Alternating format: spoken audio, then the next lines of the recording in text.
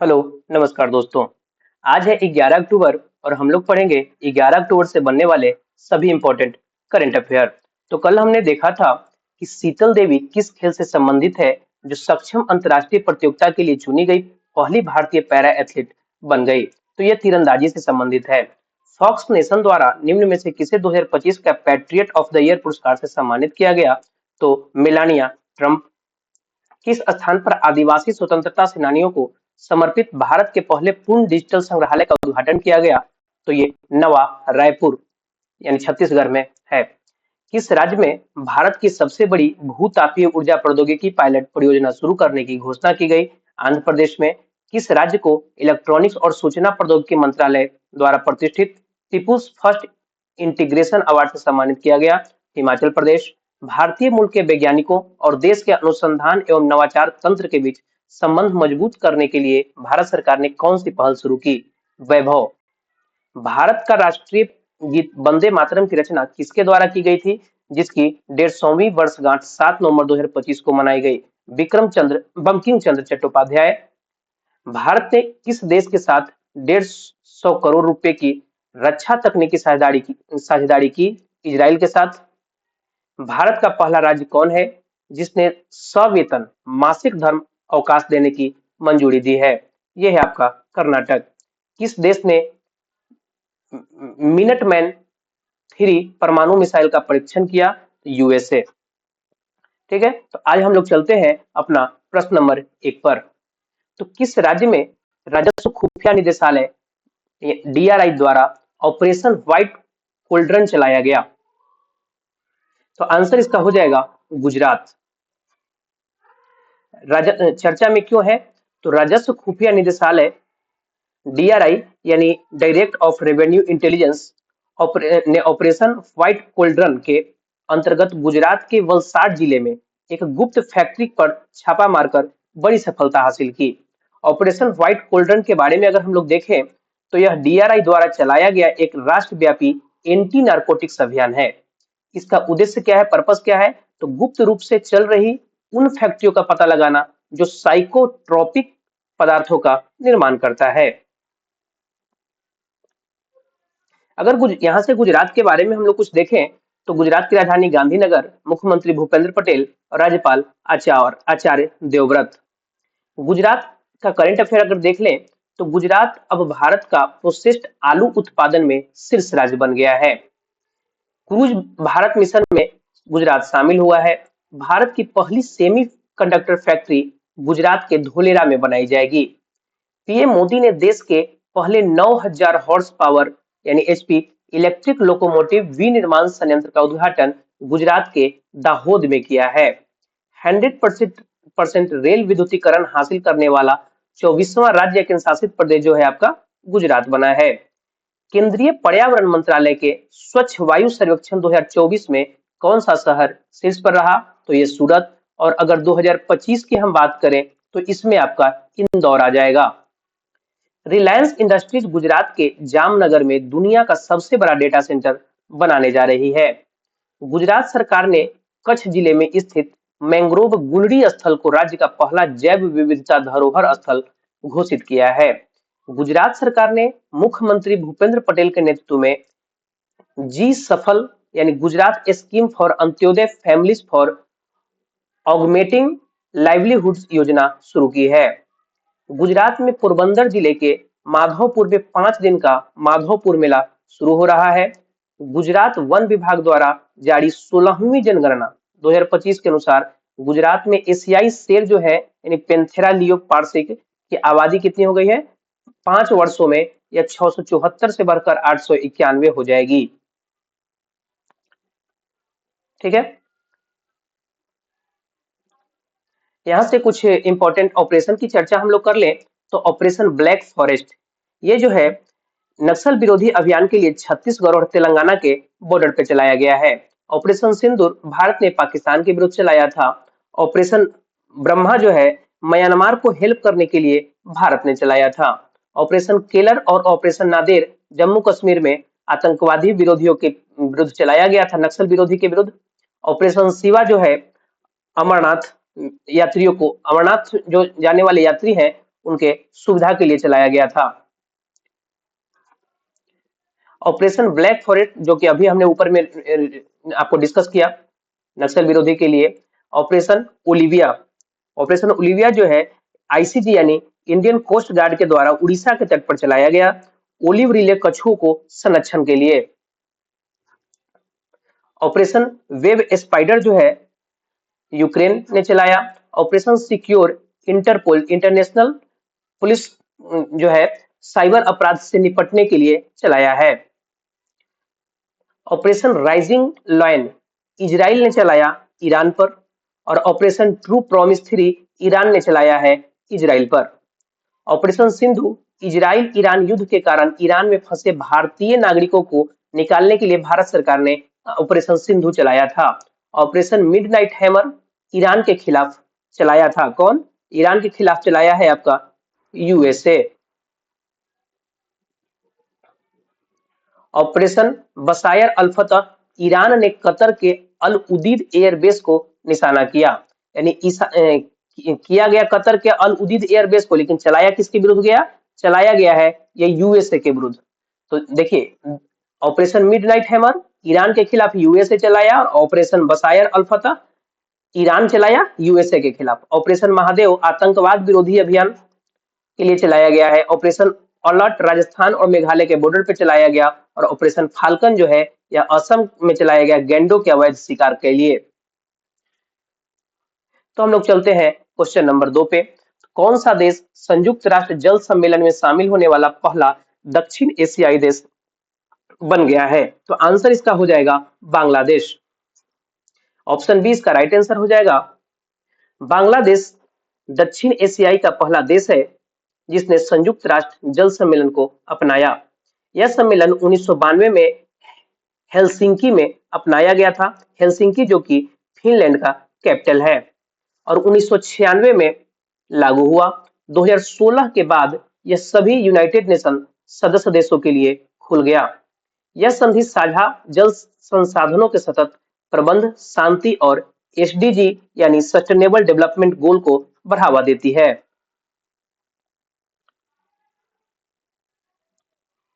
अगर यहां से बांग्लादेश की बात कर ले, तो बांग्लादेश जो है आप यहाँ पे देखिएगा, ये भारत का पड़ोसी देश है। ठीक है, भारत और पाकिस्तान का जो युद्ध हुआ था 1971 में, उस युद्ध के उपरांत इसके बाद एक नए राष्ट्र का उदय हुआ जिसे आप बांग्लादेश के नाम से जानते हैं। इसकी राजधानी ढाका, मुद्रा बांग्लादेशी टका, और राष्ट्रपति मोहम्मद शहाबुद्दीन है। बांग्लादेश का अगर कुछ हम लोग स्टैटिक्स तथ्य देख लें, तो बांग्लादेश का आधिकारिक नाम जो है पीपल्स रिपब्लिक ऑफ बांग्लादेश। यहाँ पे 98% से अधिक लोग जो हैं बंगाली भाषा बोलते हैं, जो कि आधिकारिक भाषा है बांग्लादेश का। बांग्लादेश का राष्ट्रगान अमर अमार सुनार बांग्ला नोबेल पुरस्कार से सम्मानित गुरुदेव रविंद्रनाथ टैगोर ने लिखा था। क्या आपको पता है कि सुंदरबन दुनिया का सबसे बड़ा सदाबहार वन है, जिसका 40% हिस्सा भारत में और 60% हिस्सा जो है बांग्लादेश में है। बांग्लादेश का क्वेज बाजार बीच जो है दुनिया का सबसे बड़ा बीच है। अगर वहां से करंट अफेयर कुछ रिलेट करें, तो बांग्लादेश के विकेट कीपर बल्लेबाज मुशफिकुर रहीम ने आधिकारिक रूप से ओडीआई क्रिकेट से संन्यास लेने की घोषणा कर दी है। अप्रैल 2025 को बांग्लादेश आधिकारिक तौर पर यानी ऑफिशियल रूप से अगले 2 वर्षों के लिए बीमस्टेक का नया अध्यक्ष बन गया है। बांग्लादेश हाल ही में आर्टेमिस समझौते पर हस्ताक्षर करने वाला 54 क्रम का देश बन गया। भारत ने बांग्लादेश के साथ ट्रांसशिपमेंट सुविधा जो है उसको रद्द कर दिया है। अगर यहां से हम अदर ऑप्शन की बात कर ले, तो नेपाल से आपको याद होगा कि यहाँ हाल ही में जेनजी ने तख्ता पलट किया, और जो प्रोटेस्ट हुआ उसके बाद यहाँ पे पीएम जो बनी है ये भारतीय मूल की है, और उनका नाम क्या है? सुशीला कार्की। रिसेंट अगर हम मालदीव की बात करें, तो रिसेंटली हमने करंट अफेयर में देखा कि जनरेशन धूम्रपान प्रतिबंध लागू करने वाला पहला देश मालदीव बन गया है। और भूटान से आप रिलेट कर सकते हैं कि दुनिया की सबसे ऊंची प्रतियोगी स्विमिंग पूल जो है ये भूटान में ही खोला गया है, जो समुद्र से अप्रॉक्स 8200 फीट यानी 8200 फीट की ऊंचाई पर है।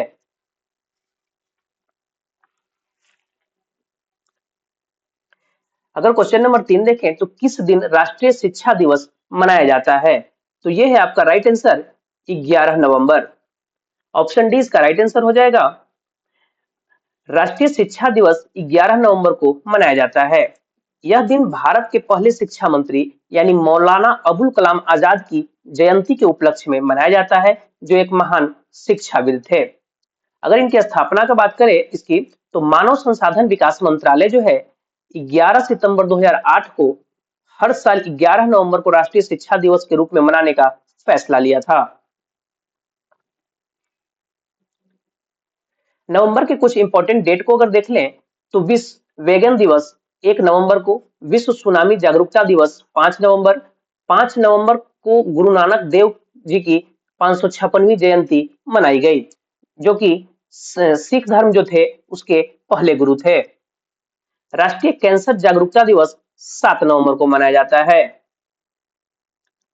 क्वेश्चन नंबर 4 को देखें तो कॉर्पोरेट गवर्नेंस में उत्कृष्टता के लिए गोल्डन पीकॉक अवार्ड 2025 से सम्मानित किया गया।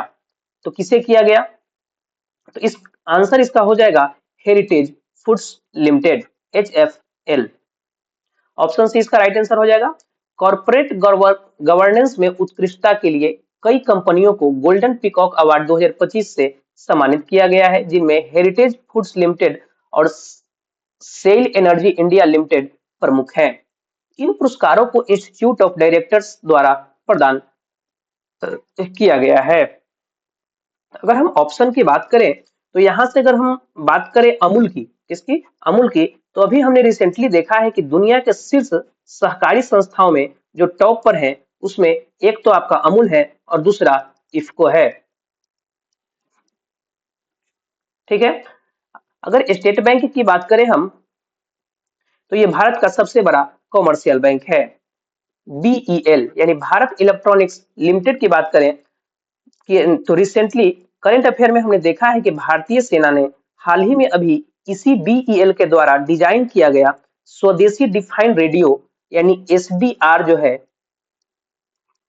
पहला बैच खरीदा है, SDR का।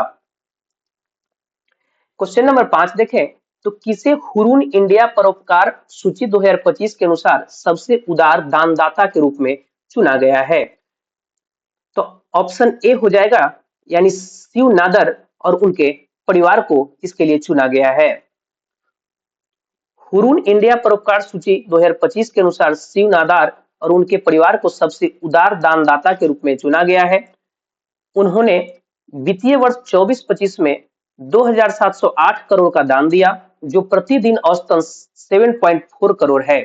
अगर रैंक देख शीर्ष टॉप पे है, ये दान राशि कितना है? 2708 करोड़, प्रतिदिन 7.4 करोड़। और संस्थापक जो हो गए HCL टेक के ये संस्थापक हैं, यानी हिंदुस्तान कंप्यूटर लिमिटेड के संस्थापक कौन है? यही है शिव नादर। और इन्हीं की बेटी रोशनी नादर जो है HCL की चेयरमैन हो जाएगी। नेक्स्ट क्वेश्चन चले तो हाल ही में भारत के 91वें क्रम के ग्रैंड मास्टर कौन बन गए हैं? तो ये हैं राहुल BS। ऑप्शन ए इसका राइट आंसर हो जाएगा। तो तमिलनाडु के राहुल BS 91वें क्रम के 91 क्रम के ग्रैंड मास्टर बन गए। उन्होंने फिलीपींस के ओजामिस सिटी में चल रही छठी आसियान इंडिविजुअल चैंपियनशिप में एक राउंड पहले ही यह तमगा हासिल किया। ठीक है। अगर हम ऑप्शन की बात करें तो ये जो है लिखा हुआ है कि 90वें क्रम के हैं,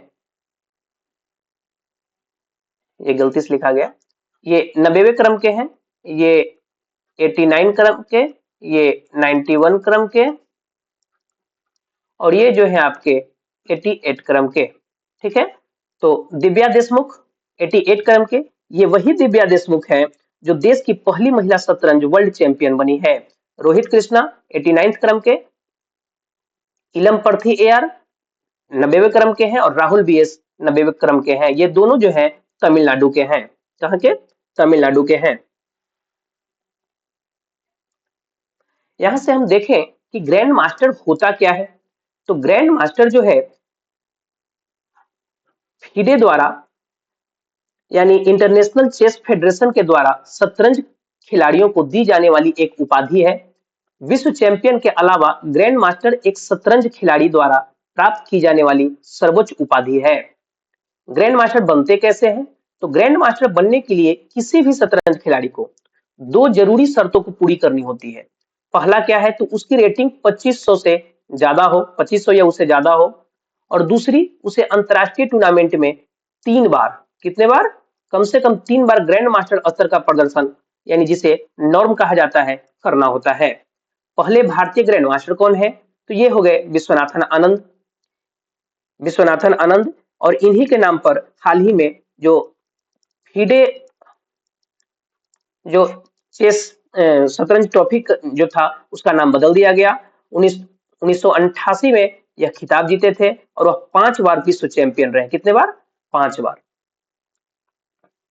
क्वेश्चन नंबर 7 को देखें तो भारत की पहली घरेलू CAR टी सेल थेरेपी का नाम क्या है, जिसे प्रधानमंत्री मोदी द्वारा ल्यूकीमिया और लिम्फोमा के लिए लॉन्च किया गया? तो इसका राइट आंसर हो जाएगा ऑप्शन ए, नेक्सकार 19। नेक्सकार 19 जो है, नेक्सकार 19 एक उन्नत, ये कार जो आप देख रहे हैं, ये आप देखिएगा यहाँ पे जो लिखा हुआ है CAR टी सेल थेरेपी, तो वही है ये CAR। ये CAR जो है ceramic antigen receptor T cell therapy है, जिससे मरीज की अपनी टी सेल जो है यानी टी कोशिका को जेनेटिक रूप से संशोधित किया जाता है ताकि वे कैंसर कोशिकाओं को पहचान कर नष्ट कर सके। यह विशेष रूप से बी सेल ब्लड कैंसर जैसे ल्यूकीमिया, लिम्फोमा के इलाज के लिए बनाई गई है। यह उन मरीजों के लिए वरदान साबित हो सकती है जिन पर पारंपरिक इलाज जैसे कीमोथेरेपी और रेडिएशन काम नहीं कर रहा है। चर्चे में क्यों है भाई ये? तो हाल ही में प्रधानमंत्री नरेंद्र मोदी के द्वारा नेक्स्ट कार यानी नेक्स्ट CAR 19 भारत की पहली स्वदेशी CAR टी सेल थेरेपी का शुभारंभ किया गया है। यह नवाचार कैंसर उपचार में एक क्रांतिकारी बदलाव लाने की दिशा में भारत का निर्णायक कदम है।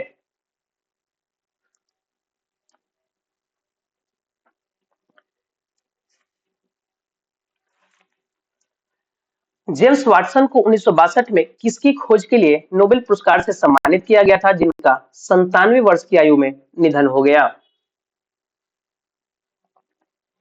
तो इसका राइट आंसर हो जाएगा ऑप्शन सी यानी DNA। DNA खोजकर्ता नोबेल पुरस्कार विजेता जेम्स वाटसन का 97 वर्ष की आयु में निधन हो गया। जेम्स वाटसन 1953 यानी 1953 में ब्रिटिश वैज्ञानिक फ्रांसिस क्रिक के साथ मिलकर DNA की डबल हेलिक्स संरचना की पहचान की थी, जिसे हम लोग बायोलॉजी में हम लोग याद भी करते हैं कि DNA की डबल हेलिक्स मॉडल किसने दिया था? तो वाटसन और क्रिक हम लोग बोलते हैं। तो ये हो गए वाटसन और ये हो गए क्रिक, यानी जेम्स वाटसन और फ्रांसिस क्रिक। ठीक है। जो 20वीं सदी की सबसे बड़ी वैज्ञानिक खोजों में से एक है। इसी खोज के बाद से चिकित्सा, अपराध जांच, जीनोलॉजी और नैतिकता के क्षेत्र में एक नई क्रांति आई थी।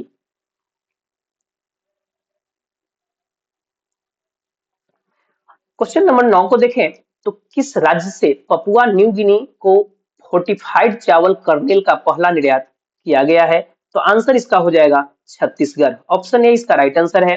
तो भारत ने कृषि निर्यात और पोषण मशीनों को एक महत्वपूर्ण प्रोत्साहन देते हुए कृषि एवं प्रसंस्कृत खाद्य उत्पाद निर्यात विकास प्राधिकरण ने छत्तीसगढ़ से पपुआ न्यू गिनी को 20 मीट्रिक टन फोर्टिफाइड चावल निर्यात को सफलतापूर्वक सक्षम बनाया। तो फोर्टिफाइड चावल है क्या?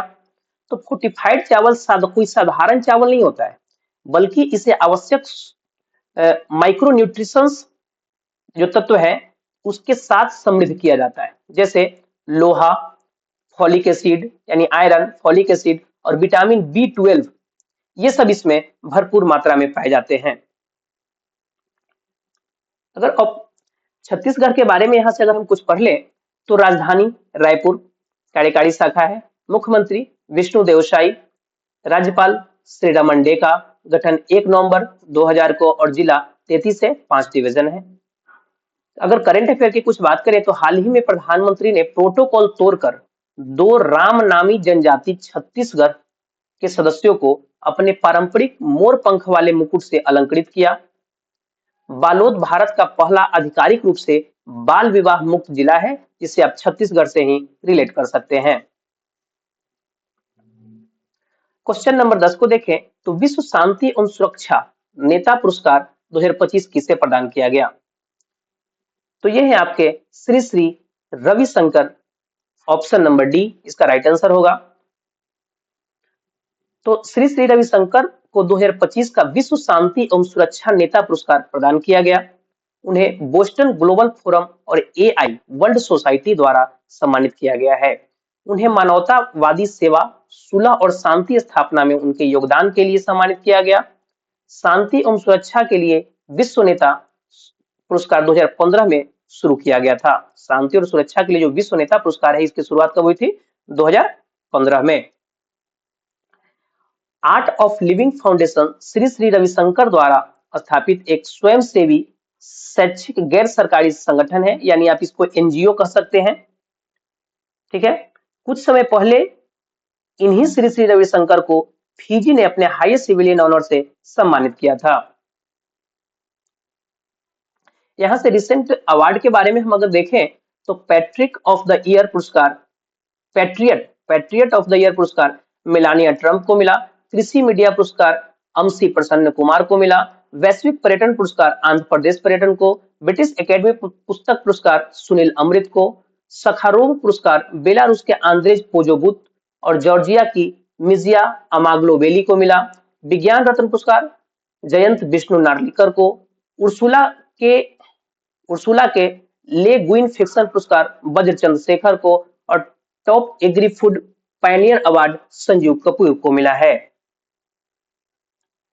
कल आपसे हमने क्वेश्चन पूछा था कि हाल ही में FIDE chess world cup 2025 trophy का नाम बदलकर नया नाम क्या रखा गया? तो ये विश्वनाथन आनंद कब कर दिया गया है? इसका राइट आंसर हो जाएगा। और क्वेश्चन नंबर 2 को देखें तो अंतरराष्ट्रीय प्राकृतिक संरक्षण संघ यानी IUCN के द्वारा प्राकृतिक विश्व धरोहर स्थलों में अच्छा रैंक प्राप्त करने वाला एकमात्र भारतीय उद्यान कौन बन गया? तो ये है आपका कंचनजंगा। इसका राइट आंसर भी ए हो जाएगा। आज का आपका क्वेश्चन है कि भारत के सबसे भारी कम्युनिकेशन सैटेलाइट का क्या नाम है, जिसे श्रीहरिकोटा से लॉन्च किया जाएगा? इसका जवाब आप कमेंट में बताएं। और हाल ही में जारी की गई ग्लोबल फायर पावर इंडेक्स 2025 में भारत किस स्थान पर रहा? इसका भी सही जवाब आप कमेंट बॉक्स में जरूर से जरूर बताएं। धन्यवाद। अगर आपको ये वीडियो अच्छा लगे तो इसे लाइक करें, चैनल को सब्सक्राइब करें और इसे अधिक से अधिक शेयर करें, जिससे आपको और आपके साथ साथ आपके भाई बंधु को भी जो भी एग्जाम आने वाले हैं, बिहार दरोगा है, बिहार SSC है, CGL है, सब में आपको ये प्रॉफिट देगा, बेनिफिट मिलेगा और आप अपने लक्ष्य को आसानी से प्राप्त कर सकते हैं। धन्यवाद।